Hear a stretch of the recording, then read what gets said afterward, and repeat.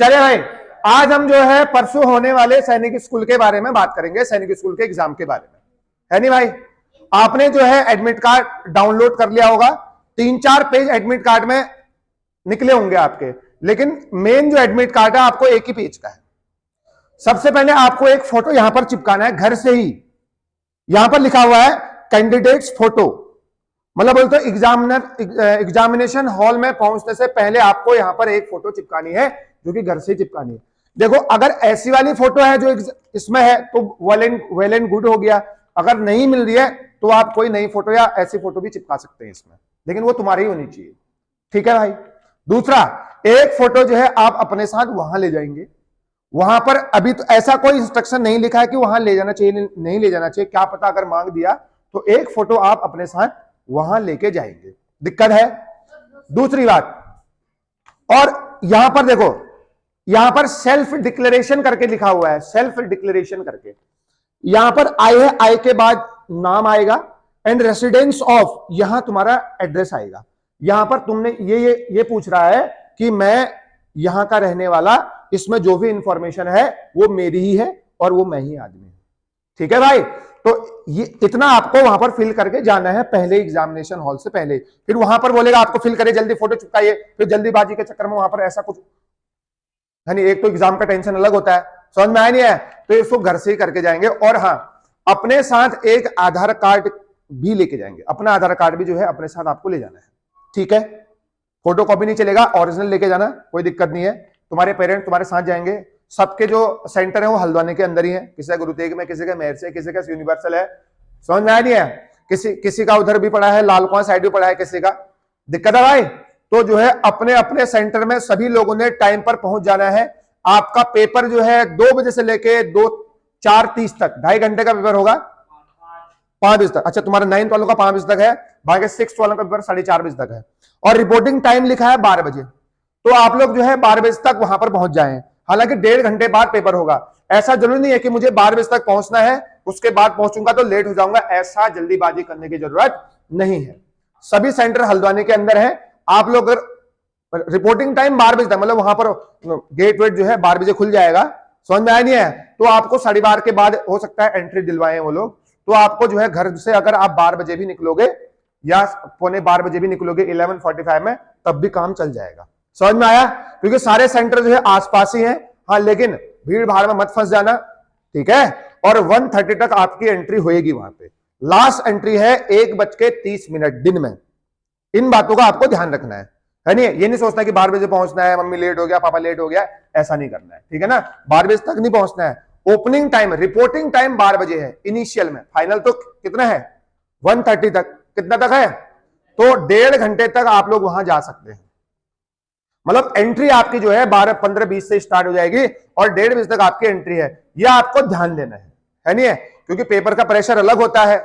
सुबह सुबह का इतने पूरे साल से आप लोगों ने मेहनत करी है, समझ में आया नहीं है। सब लोगों ने बहुत अच्छे से मेहनत करा है, बहुत सारे आपने प्रैक्टिस सेट लगाए हैं, बहुत सारे आपने क्वेश्चन लगाए हैं, ठीक है। जो भी जैसे आरएमएस का पेपर था, जो लेवल आरएमएस का पेपर था, देखो बढ़िया पेपर आया था, शानदार पेपर आया था, जितना आपने पढ़ा था उसी के अंदर आया था। उससे सरल पेपर जो है सैनिक स्कूल में आने वाला है, तो आप लोगों को घबराने की जरूरत नहीं है।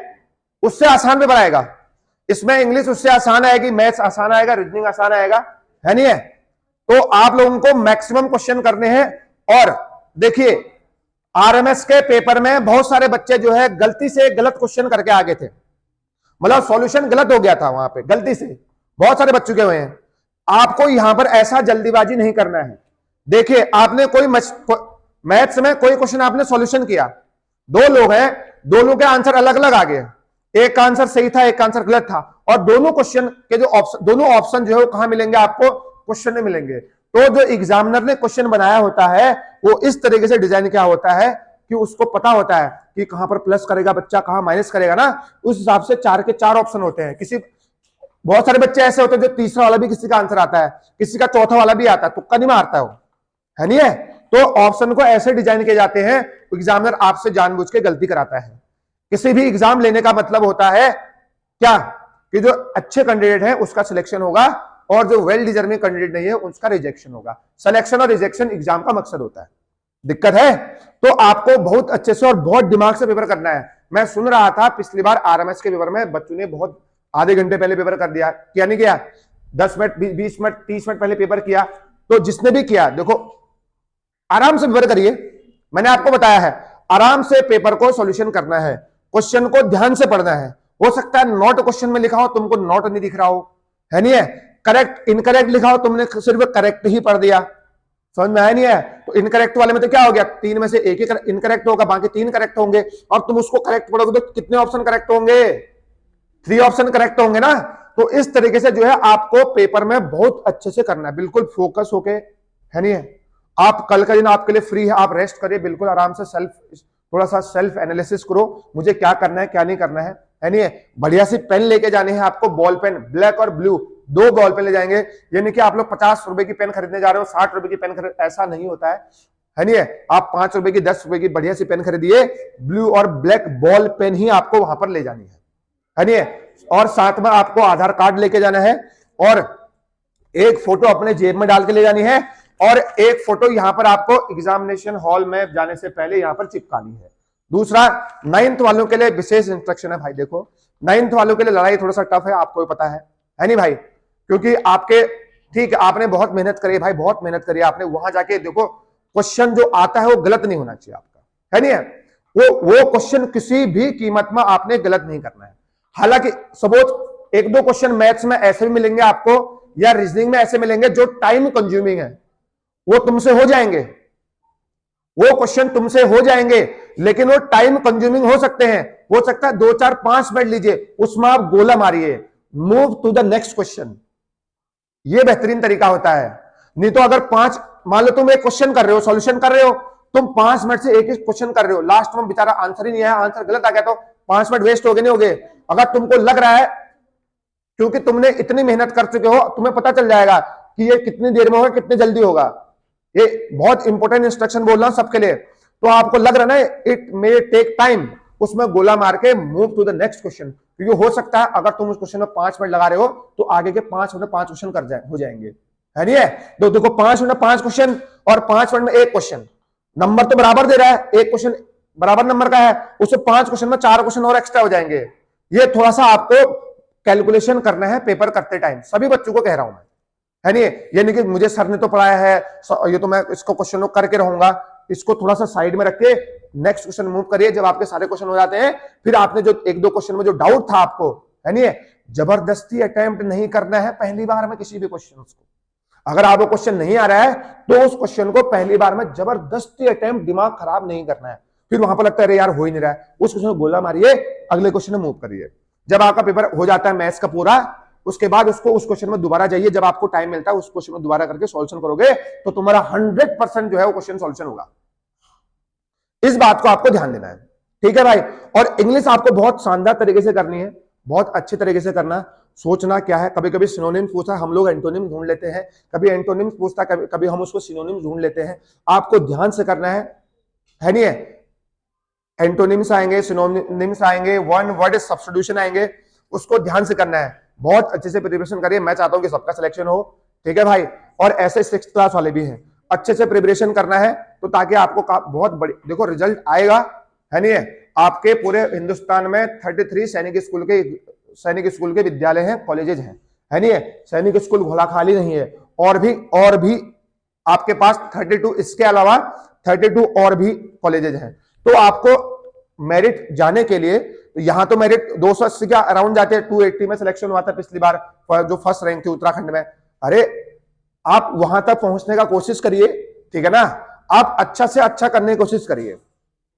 पेपर में आप अच्छा करेंगे, आपको पेपर आसान आएगा। देखो जैसे आप लोग यहाँ प्रैक्टिस में 280 नंबर लाते हो, 285 नंबर ला रहे हो, है नहीं है? 290 नंबर ला रहे हो, वहां भी तुम्हारे ऐसे ही नंबर आएंगे, क्योंकि देखो उस एग्जाम को मैंने थोड़ी देना है, उस एग्जाम को आप लोगों ने देना है, आप लोगों के हिसाब से वो पेपर बनाया गया है।